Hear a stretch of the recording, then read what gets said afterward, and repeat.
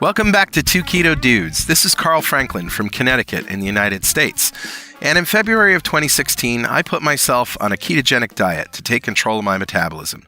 In just 2.5 months, I managed to reverse all my markers of type 2 diabetes with diet alone. As of now, I'm 80 pounds lighter with no signs of diabetes or heart disease. Hi, I'm Richard Morris in Canberra, Australia, and I've been on a ketogenic diet since April of 2014. And when I started, I was very sick with complications from type 2 diabetes. Within 6 months of starting ketogenic diet, all of my biomarkers of disease had disappeared. I've also lost about 80 pounds. I've completely turned my health around. And again, this is normally where I say the show is a document of my progress through ketosis and Richard's experience thriving for years in ketosis, yada, yada, yada. But we have another pilot podcast to bring you today. And just to give you some background, we started this Patreon account at patreon.2keto.com so that we might get some support to make additional podcasts. And I'm not talking about additional episodes. I'm talking about podcasts. We want to empower some people that we know to do their own weekly shows. Yeah. And we started with Karen and Mark. Mm-hmm. And they're doing a parenting show and also a Keto show. Right, and that was episode 79, the Keto Families pilot episode, Karen Mangicotti and Mark Miller. And this is the second pilot that we want to bring you, and it's called Keto Women with host Daisy Brackenhall. So we are just going to devote this entire episode to the pilot of Keto Women. Take it away, Daisy.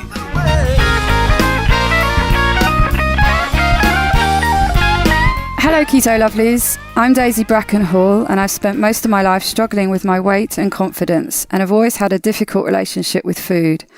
Even when I finally got to my target weight after weight loss surgery and eating low carb, I couldn't maintain it and I was miserable. Keto has given me the freedom to fall in love with food again without the constant gain, loss, guilt, virtue cycle of before. Health and happiness is where it's at now, running on fat. Welcome to the Keto Women podcast. Each week I'll be chatting to inspirational women, maybe even a few men, to discover their secrets to success and share them with you. My first guest is Louise Reynolds. Hey Louise, thank you so much for being my first extraordinary woman. How are you today? Hi Daisy, thank you so much for the invitation and I'm really honoured to be one of your extraordinary women on the Keto Women's podcast. Thanks for having me. You're welcome. So good to have you here. So tell the listeners a bit about yourself. Well, first of all, you'll notice that I am from Australia. I live in Adelaide and I'm a military mum of 3 teenage boys. And so who's been keto just over a year. I think I've had my keto-versary back in May this year. And like yourself, have had a very complicated relationship with food and have really discovered low carb and then into keto this last year and really am living life like yourself on fat and, you know, feeling so much more healthier and happier for it. It's the best, isn't it? So you've mentioned a little bit there already, but what really does keto mean for you? I think in a practical sense, keto for me is where I have really reduced and replaced my carbohydrates in my diet, certainly those refined carbohydrates and processed carbohydrates, certainly with healthier carbs in green leafy vegetables and really replace that with fat. So like many people who know about the food pyramid, we've done the swap. So where we had fats at the top, now fats are at the bottom of my little food pyramid. I've really certainly have not eliminated carbs particularly, but I certainly have reduced them to below 20 grams and certainly have increased my fats. And I certainly know about my protein and I keep that scaled to my lean body mass. And I can certainly talk to you through that I've actually had some DEXA scans. So just keeping my protein moderate and eating my fats to really until I feel full. So DEXA scan. So how dense are you then? Oh, I am dense. So certainly that was actually quite enlightening, and I'm sure that many keto women who have lived and died by the scales will know that certainly the scales that we have, and my partner Andrew is a bit of a data junkie, and we have a Fitbit scale, so that actually not only tells you what your gross mass is, but also your body fat. And I was struggling with this stupid scales because it was telling me I was 36% body fat. And I hated this machine because, for the longest time I, was, losing weight, and my body mass was staying at 36%. And I just was struggling with that number. And I ended up having a DEXA scan, and it told me I was actually 24% body fat. Nice. It was a revelation. I just looked at the woman and I said, "You're kidding me."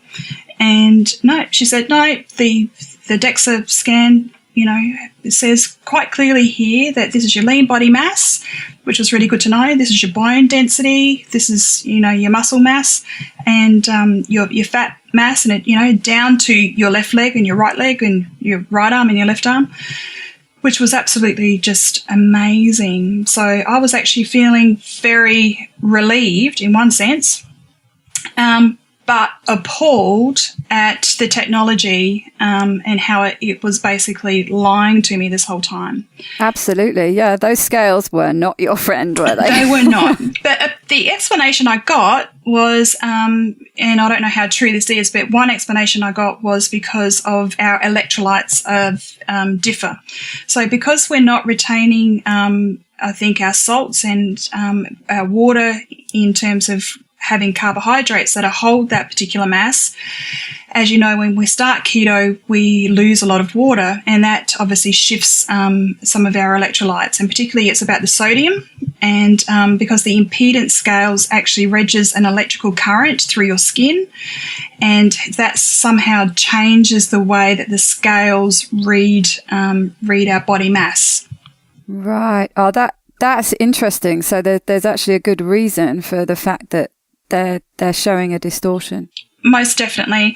And so that was one explanation. So yeah, I'm not sure, how true that actually holds, but because the impedance scales go through, read or measure through some electrical current, and because of our salt electrolyte differences, the way the electrical current processes through us, and the scales measuring that, it was obviously very, very different to what was in actuality. So I'm actually relieved to be 24% body fat at the moment. Absolutely. And that's why when we read on, the forums and, Facebook, the scales say this, I just am a firm believer of ditch the scales. And, if you really want to know what you are, then, DEXA scans are obviously a little bit pricey, but I believe you can get scoop-ons. Do you have those? Or Groupons, vouchers for, I've heard of it. Yeah. I'm not sure. It's definitely something I'd like to do at some point, a DEXA scan, because like you say, it's the only way to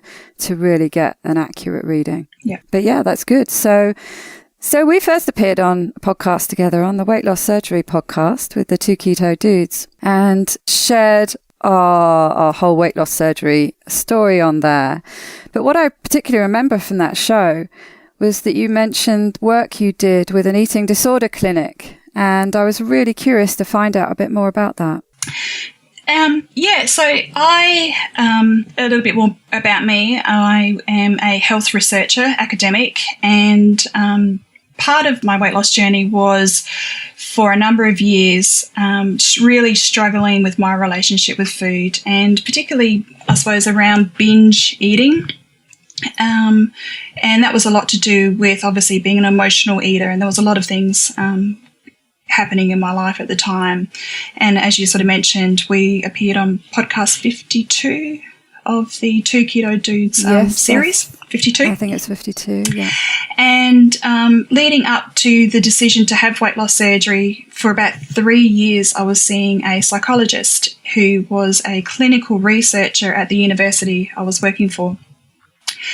And a lot of what we were going through was cognitive behaviour therapy. So looking at what were the triggers for the triggers around my emotions, what was my emotional state, which led me to eating. And a lot of that work was actually understanding what were those thoughts, those feelings that were associated, and then the resulting behaviour that led me to making that particular food choice. And you could see very clearly what the sequence was. You know, I was thinking this or feeling this, and therefore I was behaving this way. And you were in that particular cycle of behaviours. So you could map out a pattern, as it were, so you could quite clearly see. When I'm always saying to people, journal what's happening with you every day, so you can see patterns. So that's one of the things you did in therapy, was to really map out exactly what was going on. Exactly. So there was a lot of journaling, a lot of diary entries, and a lot of those sorts of escalations in emotions. There certainly was a lot of homework that was, this is what I'm feeling, this is what I'm thinking, therefore this is the behaviour. What were perhaps some redirections that were happening? So, yeah, a lot of the homework was just mind mapping and documenting that, as well as a lot of that narrative therapy as well.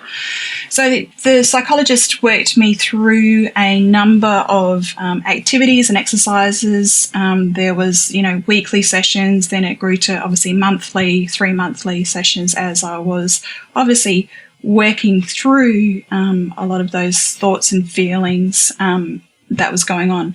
There was certainly some high emotions connected with the relationship breakdown of my marriage at the time.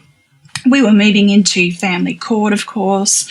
There was lots of family related issues that was going on, and obviously a lot of, as what Dr. Phil would say in pop psychology, having the party in my mouth to make me feel better, which saw me gain weight. I got close to 300 pounds, which is about nearly close to 140 kilos. I seem to remember you said before that you didn't have too much of a struggle with maintaining your weight when you were younger. No. It was only a bit later that you started gaining weight. Yeah, at the end of my marriage, and obviously through the escalations through family court and things like that, that's when it certainly, there was a period of about 5 to 7 years of, the weight gain. But the psychology that happened certainly before the surgery was instrumental, I believe, for the success of my surgery and after that. So, right. And that's where I really take issue a lot with what we read on Facebook when people talk about weight loss surgery being drastic and barbaric. And I know that Zoe Hardcombe actually mentioned that the other day on her tweet. And that, where people sort of think that we take the easy way out. And that's really where, actually for me, it was a 3-year decision or a 3-year process leading up to, yes, it's quite a radical thing, but it certainly was having exhausted, emotionally exhausted a lot of options and opportunities. And it was a well thought out and researched decision. So what were the real useful things that you took from that time in therapy? What were some of the practical tools that they gave you with how to deal with this process that you mentioned, this mapping out of what happens with the link between emotions and eating? What tools did you get to deal with that? I think what was some of the really great tools were the homework activities and the exercises, and just even if you map out, I am feeling this. And I think what that is a vocabulary. We need to increase our vocabulary beyond just feeling happy, sad and mad and bad. And we need to sort of go, well, actually, I'm not feeling happy, sad, bad or bad, but I might be geez, I'm concerned about something, or I'm frustrated with that, or I'm intrigued by that. So I think naming our feelings beyond happy, sad, mad, and bad was one thing. Connecting that feeling to that feeling makes me think this, and what is that thinking, and where is that thinking derived, from? And sometimes unpacking that thinking really uncovers, that's a little bit not quite healthy. That's not a good thought, or that's not a helpful thought. And unpacking a lot of the thought processes, which can be either black and white thinking, it's obviously not helpful thoughts, that's catastrophic sort of thinking, catastrophizing thinking. So there are different thinking patterns that we are very practiced in. And it's those sorts of habitual patterns that we go to, particularly when we're under stress, and how that then leads us to consoling, particularly me, in food. So a lot of the food choices that we were doing was obviously, the chocolates or the ice cream, buckets of ice cream, 6 or 7 pieces of toast, while I'm cooking dinner. It really sounds to me like one of the overriding things was that you were being made aware. They were encouraging a mindfulness and awareness of what's going on. And when you had an urge to eat something, you were being aware of what that feeling was. And then, like you were saying, unpacking it a bit and going back to seeing what all those emotions were about, rather than what you probably did before. I certainly know it's what I've always done, is that emotion comes up. I don't want to feel that emotion, so I'm going to push it back down with food. Whereas you were being encouraged to just suspend that leap from emotion to food and think into those feelings a bit. Yep. So not jumping from the end point, which was the behaviour, which was the consoling myself in food. It was like, well, I know that I want to do that, and I'm mindful of that decision has just popped into my head. Let's take 2 steps back. So what is it that I'm feeling? And then what is the thought connected to that feeling? So, it was about taking the time, and you've used the word mindfulness, and that came a lot more in vogue a little bit later on, but taking the 2 steps back to understand what are those triggers. But in saying that, one part of the toolkit was looking at and recognising that unhelpful thinking, which was connected to obviously a range of emotions, not just being overwhelmed and being sad, because there was a certain level of anxiety and depression that went along with that.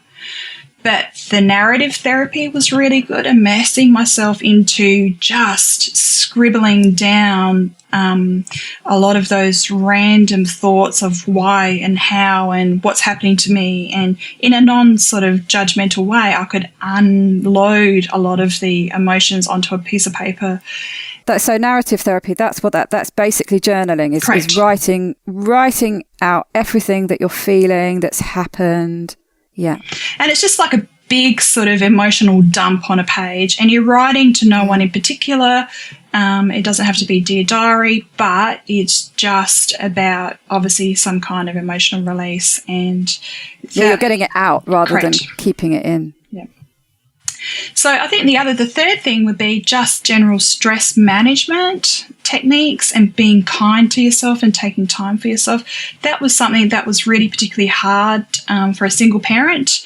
And I was single parenting a child with special needs and working full time. And at that time I was doing my PhD. So there was a lot of things on my plate that were very stressful. And obviously in the background there was, as I was, the unraveling of my marriage and then family court stuff. So it's more really all they could do was try and help you manage your stress. They can't reduce it because it was there. There's no arguing with that. But you found some useful tools to try and reduce the impact? Oh, most definitely. So, there was obviously things, developing skills, developing in my toolkit to manage what was a very stressful part of my life. So, very grateful and very thankful for the skillfulness of my therapist. And that's 3 years leading up to my surgery. I continued to get therapy 2 years after my surgery as well. So what were some of the things that you found that did work for reducing stress? Because I know it's something that affects so many people. So I think that, again, is you're using the word mindfulness of, what is the stress and how that manifests in yourself, and doing body scans. I don't know if you know that sort of term. It's just basically just sort of, sitting back and, what am I thinking? What am I feeling? Just doing that scan from head to toe of, I see, right. So a mental scan. Correct. Yeah. And you might notice it you're holding it in your shoulders, or you're holding it, in your chest, or you're holding, in your breathing particularly. So that was one particular technique, and that was very useful to obviously, I know that I need to take some time for me, and time management, and, all that balance, taking time for yourself, and really connecting with those things that relax and reduce that sort of inner tension. Yeah, that sounds good. So it's really identifying where physically it's in your body so that you can literally help yourself by trying to ease that with whatever it is, some kind of loosening up exercise or breathing it out or whatever it is, but really identifying it and being aware of where it is and helping release it, rather than, obviously, if you're not doing that, it gets locked in and you can end up with shoulder pain or neck pain or whatever it is, however it manifests. Yeah. And I think at that time, certainly afterwards, we moved away from the cognitive behaviour therapy in terms of obviously identifying what those trigger, feelings, thoughts and behaviours were, and really having had, a well managed in terms of the binge eating, certainly after surgery, and it moved more into a supportive counselling role. Absolutely. Yeah, so a lot of the role that the therapist took after surgery was around supportive therapy, in that way that it really was about, how are things going and checking in. But the point is, you'd got yourself to a really good place of readiness to have the surgery, and then from that point onwards, it became a supportive role. But you'd really done some good work before. Correct. You had the surgery. Yeah. Most definitely. And, I'm eternally grateful for the relationship that I built with this particular therapist. And I know that that's not always the case with people who haven't found a really good fit with their therapist. But where I may be different from other people, I certainly am, having researched, certainly I think I told this story on our podcast, that I went to a number of different surgeons with journal articles, and I had highlighted and I had post-it notes, and I had all these questions, having, from the literature, just so I could be taken seriously. So for this particular therapist, I had researched the eating disorders therapy research group, and so it was almost like I was interrogating him in our first session. It's like, well, why should I be with you? So it's just like, okay, yeah. What model are you using? Now, why is that the one? Where is your evidence for this? It's like you said, a lot of people, they don't necessarily find a therapist they can work for. A lot of people actually don't necessarily want to work with, or aren't ready to work with a therapist in the first place. But I seem to remember also that you mentioned that you got a lot out of the work of Gretchen Rubin, who I think is best known for her book, The Happiness Project. But tell me a bit about that, because that shows how someone can get some help from something as easily as just buying a book and being inspired by somebody. You don't have to go down necessarily the therapy route to get some really good insight. No, and you're right. And the work of Gretchen Rubin, as you're right, and that led me from the Happiness Project, which I thought was absolutely wonderful, where if people haven't read Gretchen's Happiness Project, it's a bit like Eat, Love, Pray, Elizabeth Gilbert's book, where Gretchen, over 1 year, decides to work on happiness, where she says she's not unhappy, but she wants to find what are the sources of happiness. So for each month of the year, she goes through and she focuses on one area of her life. So she works through her kids, her husband, her house, her job, and her other activities. So she goes from January to December. Where that led Gretchen was to her second book, which was Better Than Before.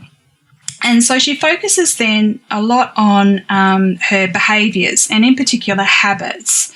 And she develops up a model which she calls the 4 tendencies. And these 4 tendencies are around how you respond to external or internal accountabilities or expectations.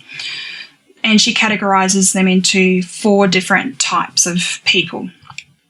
And why that's relevant is, first of all, I'll tell you those 4, which is you are either an upholder, so you can be either an internal and external accountabilities or expectations, or an obliger, so where you meet external or other people's expectations, or you can be a rebel. You can just sort of go, well, that's just not happening for me, and you can stick it up your jumper. But it'll depend on which jumper you want to choose, that sort of thing. So you can rebelize it that way. Or you can be, the 4th category is a questioner. So why should I do that? So naturally I am an obliger. So I need to have external accountabilities, which is why I took so long to do my PhD, because I was, externalizing a lot of it and of why I needed to finish this wretched thesis without internalizing, that I should be doing this for myself. And I really struggled with meeting deadlines and because I was too busy trying to meet what I thought were other people's expectations. And part of understanding where you are in these typologies is how you meet with other issues and other aspects of habits. And one of which was a light bulb moment for me was understanding you can moderate certain aspects of your behaviour or you need to abstain. And I need to be an abstainer because I can't moderate, say, trigger aspects of my behaviours such as chocolate. And that's really where, when I'm looking at how I respond to food, I need to not have it in my house. So if I have it in my house, then I'm an all or nothing personality. Same here. And that whole just eat everything in moderation. Yeah, okay. What rubbish. And my GP, my general practitioner or PCP, primary care physician, says, yeah, I'm a moderation person. And I'm thinking, yeah, and how did that serve me at nearly 140 kilos? Moderation did not work for me. So I need to understand in mastering my habits of in being an obliger, external accountability, I need to have an accountability person. So who am I accountable to? And we work together to do that. So if you need to set me a deadline, then set me a deadline and I need to respond to that. So, and it needs to be all or nothing. So it's got to be firm and set because I can't moderate my workload. So it'll be done the night before. So, yeah, as all good deadline undergraduate students do. But it needs to happen that way. But becoming aware and enlightened that way through Gretchen's model, and you can take a quiz. Her quiz is online. Highly recommended. It's just a short quiz to understand what your tendency is, and it's quite an enlightening. I was going to say sometimes these quizzes are enlightening because you think you know which type you're going to be before you do the quiz, but it doesn't always necessarily work out that way. Sometimes it'll illuminate different things about you that you weren't quite aware of, that when someone points out, you think, okay, maybe, maybe I'm a bit like that too. Yeah. It sounds like you've learnt a lot through these few years. I was thinking if there was one thing you could go back and tell your younger self, what would it be?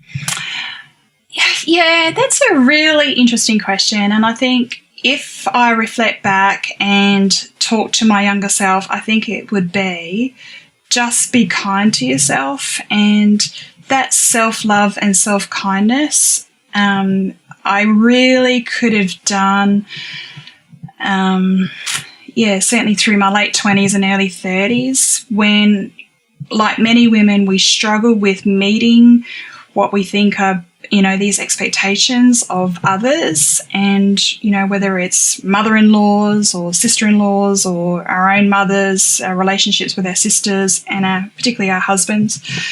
Not so much our ex-husbands, but we'll move on from that. And, certainly being kind to yourself, and that self-love, taking time out for yourself is so important. Yeah, just give yourself a big hug. And how would you get your younger self to listen to that message? Because I know I've thought about this question. I've thought of so many things I'd like to tell my younger self, but I also know how stubborn my younger self was and very unlikely to listen. So knowing what you know about yourself, how would you get her to listen? I'm just wondering whether you need a tattoo or something permanent to Can you etch it on my forehead?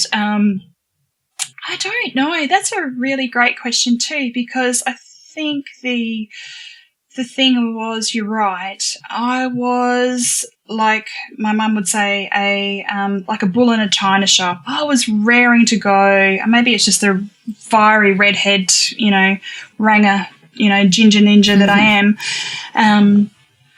I was full steam ahead and in my 20s, and I knew what I was doing and where I was going, and, this was my career path. I don't know whether I needed just a big slap in the face, or I don't know. A slap in the face and then a hug. Yeah. Perhaps that would have done it. Mixed messages. What is it about you? You always ask these awkward questions.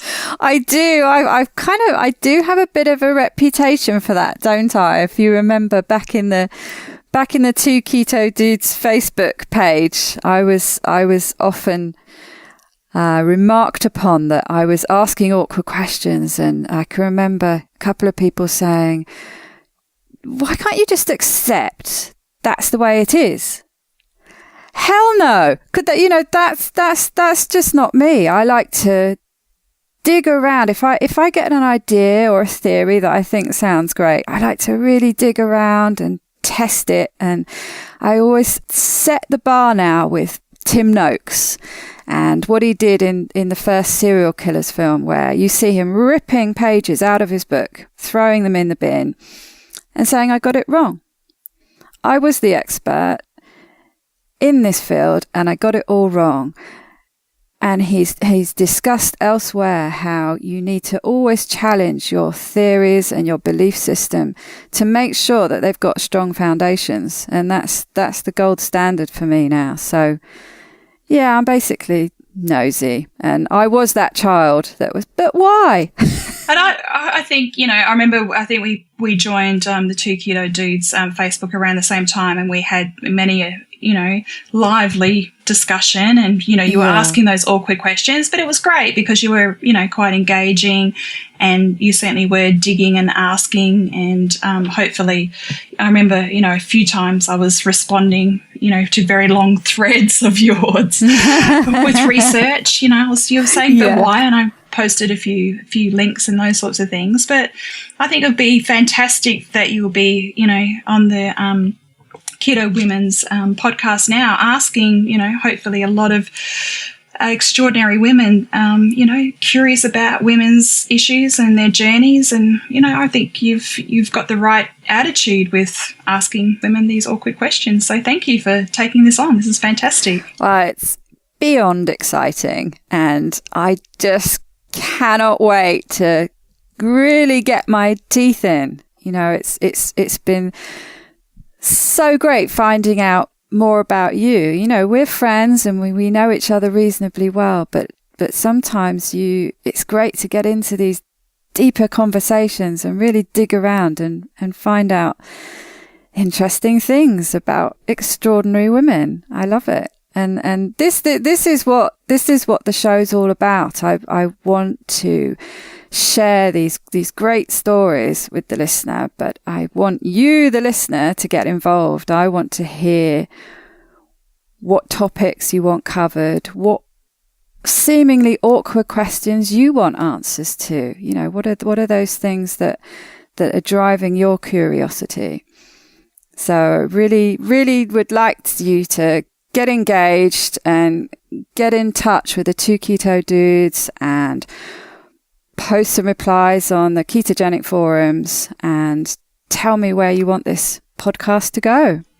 Well, that sounds really exciting, and hopefully you've got a long list of extraordinary women that are lined up ready to go with the podcast. And I know that not only on the ketogenic forums that we've got some amazing stories that, are shared on a daily basis there.